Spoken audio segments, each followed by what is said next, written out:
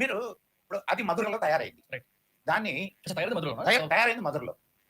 నువ్వు ఎంత ఎంత డయా ఉంటది అది? నువ్వు ఇట్లా అంటే కూడా సరిపోదు. సరిపోదు. అంత డయా ఉన్న ఐరన్ పిల్లరు మధుర నుంచి ఢిల్లీలో ఉన్న మెహర్గంజ్ వరకు తరలించారు అని అంటే ఎట్లా తరలించుంటారు? 100 టన్నులు. ఎక్స్‌ప్రెషన్ చూసారా? ఇట్స్ నాట్ 100 టన్నులు అండి. ఇట్స్ నాట్ 100 టన్నులు. It's about 6 turns. Okay. 6 turns అని కూడా మన ఏనుగు లాగలేమంటారా? ఎలా తరలించారు? You should not be surprised master. You should not be surprised. పచ్చి అబద్ధాలు కాబట్టి ఇట్లాంటి మార్వెల్స్ అన్ని థ్రిల్లింగ్‌గా ఉంటాయి. అరే అక్కడ 80 టన్నులు 60 మీటర్ల దాని ఏమంటారు 80 టన్నులు 60 మీటర్స్ బృహదీశ్వరాలయం పైకి ఎత్తినప్పుడు ఉన్న షాక్ ఏదైతే ఉందో అది ఈక్వల్ ఎలా అవుతుందండి? ఆఫ్టర్ ఆల్ 6 టన్నులు అండి అది. రైట్. ఏనుగుల చేత లాగించచ్చు కదా! 6 టన్నులు ఎంత? ఒక 4, 5 ఏనుగులు పెట్టి లాగించచ్చు కదా! Imagine think like the king of those times. మెదడిచ్చాడు కదా! మన దేవుడు మనకి మెదడిచ్చి చచ్చాడు కదా! కనీసం బుర్ర పెట్టి ఆలోచించండి. ఎలా లాగుతాడు? బాబా ఏంటండి గూస్ బంప్స్ ఏంటండి అసలు? వెధవల్లా కనిపించడం ఏంటండి? Why can't you simply imagine how can they move complex objects? ఆగలే చూడండి. నీకు అదొకటే మార్వెల్ కాదు, అది పెద్ద విషయం కాదు. ఇప్పటి వరకు అఫ్ కోర్స్ చుట్టూ రాజకీయ నాయకులు ఉన్నా అది తుప్పుపట్ల.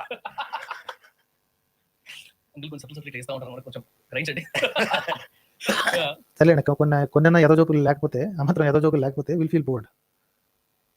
తుప్పుపట్టలేదు. అండ్ అంత ఎత్తు స్తంభాన్ని అక్కడి నుంచి ఎట్లా తీసుకొని వచ్చారు అనే దానికి నీకు అసలు రహస్యం చెప్తాను. దాన్ని బ్లాక్స్ గా తీసుకొని వచ్చారు.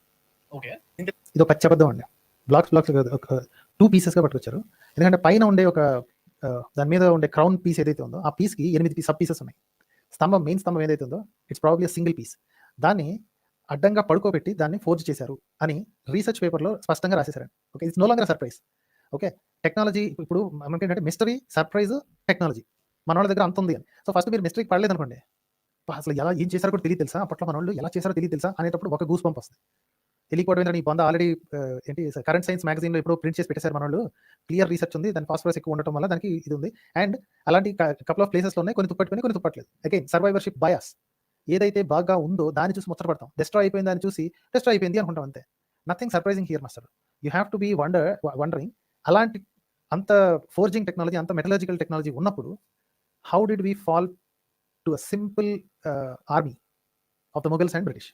అది మీరు ఆలోచించాల్సింది. ఇంత టెక్నాలజీని గింజుకు చచ్చే ముందు ఒరే మన దగ్గర మెటలాజీని మించినోడు లేడు, ఎరగదీసాం, తుప్పు పట్టకుండా ఉన్నంత మాత్రాన మనం పీకిందే ఉంది. రైట్. దానివల్ల మనం నేర్చుకున్నది ఏంటి?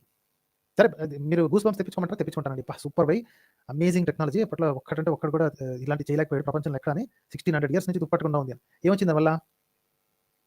అయినా సరే అది తయారు చేసిన 100-200 ఏళ్ళ లోపల ఆ తయారు చేసిన రాజ్యం నాశనం అయిపోయింది. దాన్ని తీసుకొచ్చి ఆడ కుతుబ్ మినార్లో వాడి దీనికి అడ్డంగా పెట్టుకున్నాడు. వాడి ఫోర్ట్కో దీనికో అడ్డంగా పెట్టుకున్నాడు. ఏం ఉపయోగం? What is the use of it? ఎవరికి ఉపయోగపడింది అది?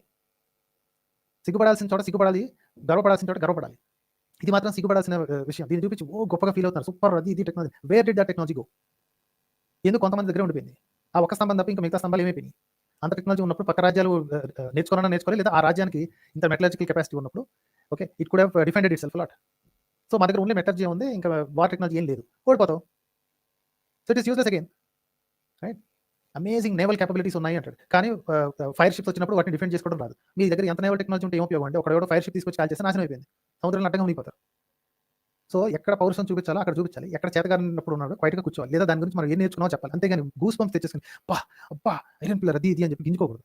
చూడండి ఇంకేం కబుర్లు చెప్తారు చూడండి. మనకు బ్లాక్స్ తీసుకొని వచ్చారు. తీసుకొని వచ్చి ఇక్కడ ఒక బ్లాక్ మీద ఒక బ్లాక్ పెట్టి వెల్డింగ్ చేశారు. Welding and you don't find that welding also polish మొత్తం. నీకు అది పాలిషా ఎట్లా అనేది అర్థం కాదు. ఎందుకంటే దట్స్ బ్లేటెంట్ లై కాబట్టి. ఓకే, పడుకోబెట్టి చేశారు. అది ఒక రీసెర్చ్ పేపర్ ఉంది master. Just read about iron pillar current science research paper. ఈ మాత్రం సెర్చ్ చేస్తే చాలు. ఓకే, డయాగ్రామ్స్తో సహా దాన్ని పడుకోబెట్టి ఎలా ఫోర్జ్ చేసి ఉండొచ్చు, ఎలాంటి మెటీరియల్స్ దాని మీద వేసి ఎన్నిసార్లు కొట్టి ఉండొచ్చు, fast cooling and fast heating ఈ మెథడ్స్ ఎలా చేసి ఉండొచ్చు, it has been clearly explain.